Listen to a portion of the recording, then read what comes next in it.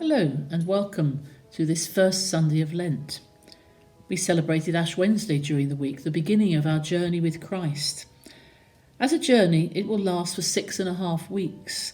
The Lenten season is with us and it presents us the opportunity of reliving the Paschal mystery of Christ. It exposes us to other dimensions of life and thus equips us for the glory of Easter. This Lenten season, we are on a journey to our salvation, and the hope of this salvation must sustain us throughout this season and beyond. This season, therefore, we are to be mindful of the fact that temptations abound, just as our Lord was tempted today by the devil in the Gospel. It's important to note that the tempter is always looking for a point of contact or weakness. That is why, once he realised that Christ was very hungry, he felt an opportunity to use him.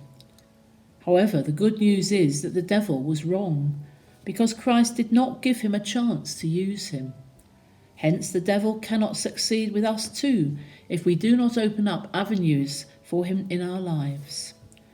The avenues that we have must be closely guarded, as the temptation of Christ teaches us to include the avenues of hunger and thirst for sin, the avenue of cheap popularity, of vainglory, pride and selfishness.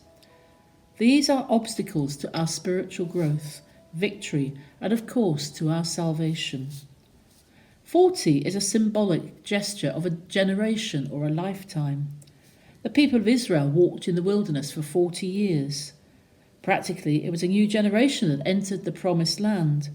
The number 40 symbolises a time of prayer as the duration that Moses spent in communion with God on Mount Sinai.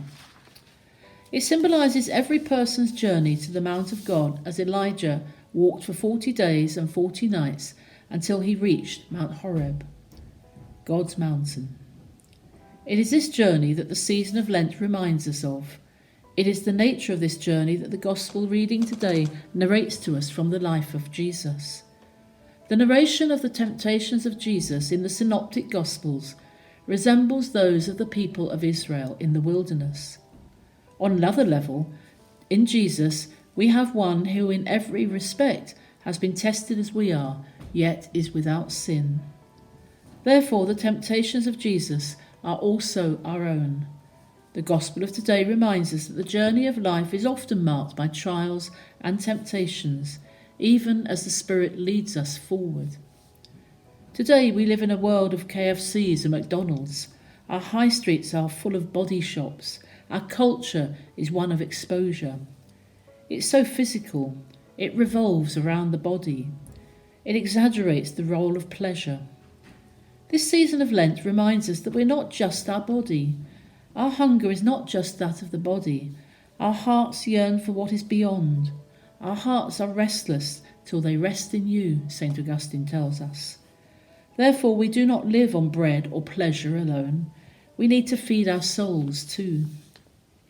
The Gospel highlights for us one of the central themes of the season of Lent, that we are dependent upon God for all that we have and all that we are.